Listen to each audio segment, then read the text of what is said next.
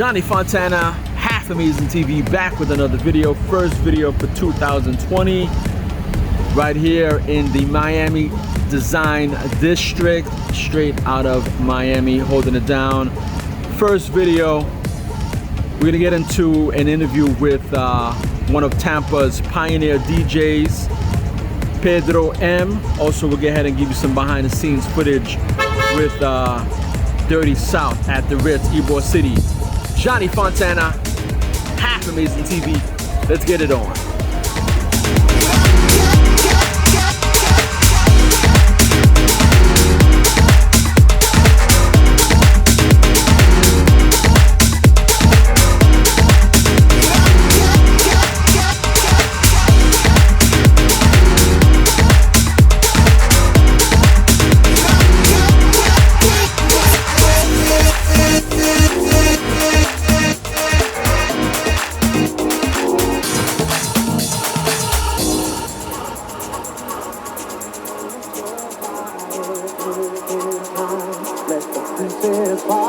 Down where they may live to face another day. Resist the urge to try to prove yourself against the odds. When it's all said and done, you earn the right to have your way. You're just like us, and we don't care what people say. We don't care what people say.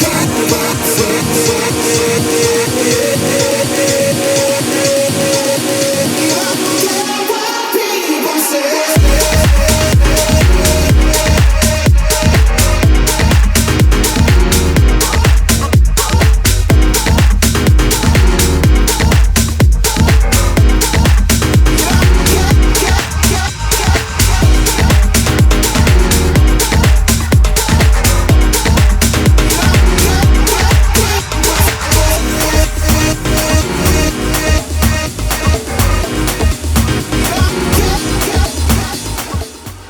What would you say is the sound of Tampa?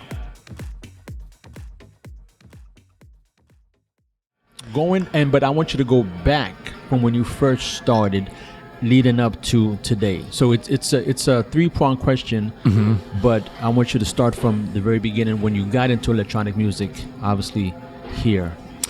Well, originally, natively, electronically speaking, Tampa was breaks. It was always breakbeats. Breakbeats were king. I mean, every club, there used to be lots of clubs too as well, which we'll get into that afterwards. Every club that were playing breaks. Breaks and hip hop were the main thing. Electronically speaking, breaks were the king. There was virtually no market for house, and that was known. It was a known fact. And what year was this? All through the 90s, all the way through, I would tell you, roughly mid 2000s, pretty much. Mid 2000s. Wow. That's when, breaks tapered off after that. Because I know that Miami had a rough start with house in the 90s. It was Oscar G who sort of brought it to light with his with Ralph Falcone, right? Yeah, Ralph Falcone. Yeah. Well, as far the thing, it's crazy because in Miami, like, there was absolutely no house music scene other than some of the gay clubs were playing that style of music, but outside of that, it was very, very, unheard. So I remember back then we would send demos, like Ralph and I would send demos to labels, and being from Miami just was like the worst possible thing, which is why we even started the label. Like we basically got rejected so many times that we were like, let's take a shot.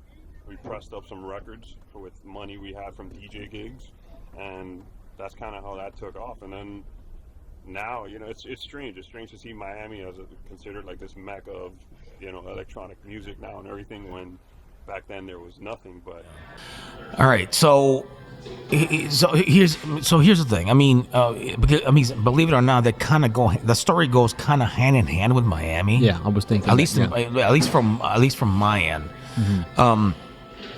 there was a group already, maybe a year or so, year and a half, or a couple of years already doing something house-wise in Tampa before I completely, dove in. Those guys, they were doing predominantly was minimal and deep, and then you had, of course, deep house, and then minimal and that kind of stuff. The other one was ongoing since '95 already. I was doing strictly deep house, but it was just for a pocket of people, so it was like very, kind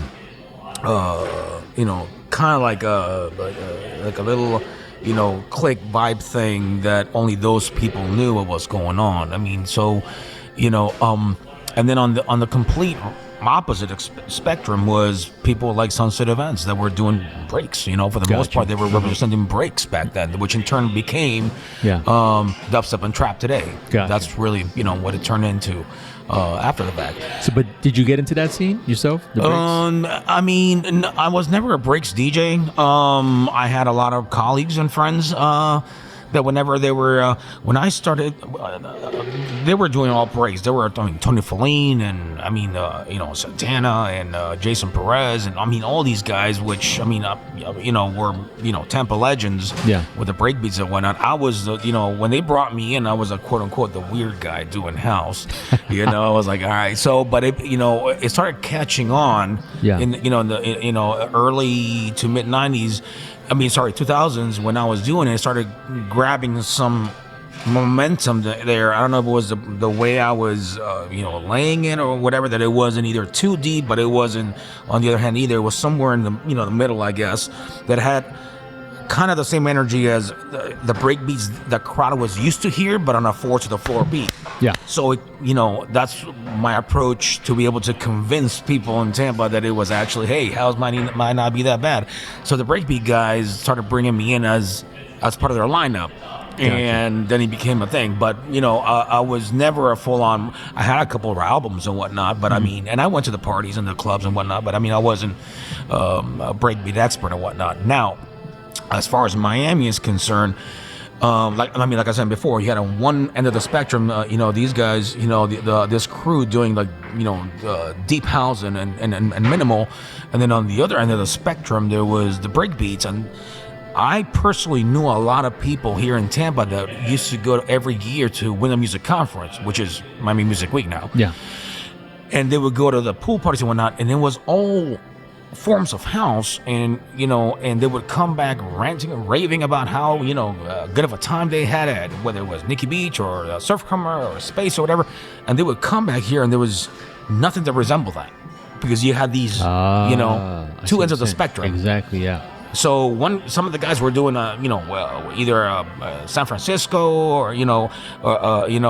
that end of the spectrum, and then the other guys were doing straight breaks like Bad Boy Bill or whatever, DJ Shiraz or whatever, straight, and there was nobody was like trying to bring that Miami vibe here. So there's a big gap in the middle, and that's when I stepped in, and I started my first booking ever. And you're gonna probably remember this guy. He's still around actually. My first booking in 2001, I think it was Ivano Bellini. Oh, remember Ivano? Yeah. He went from Switzerland. Yes, correct. He used to play. I used to go to him on Fridays. He used to have at the Hard Rock at the Griffin. In Griffin. Yeah, I used to watch him on Friday nights at the Hard Rock. Actually, I think it just opened up again, right? The Hard Rock just really opened up. I heard a rumor. Yeah, they're yes, because now they're going to be doing events again.